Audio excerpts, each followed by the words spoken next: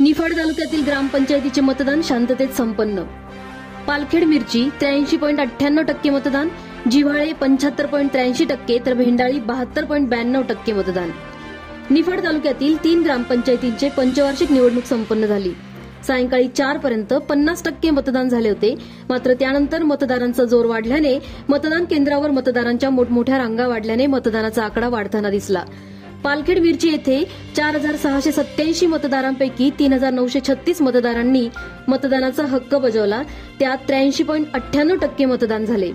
तर जिव्हाळे ग्रामपंचायत निवडणुकीत 1270 मतदारांपैकी 963 मतदारांनी मतदान केले, त्यात 75.83% मतदान झाले। तर भेंडाळी ग्रामपंचायत पंचवार्षिक निवडणुकीसाठी 528 मतदारांपैकी 385 मतदारांनी आपला हक्क बजावला, त्यात 72.92% मतदान पार पडले।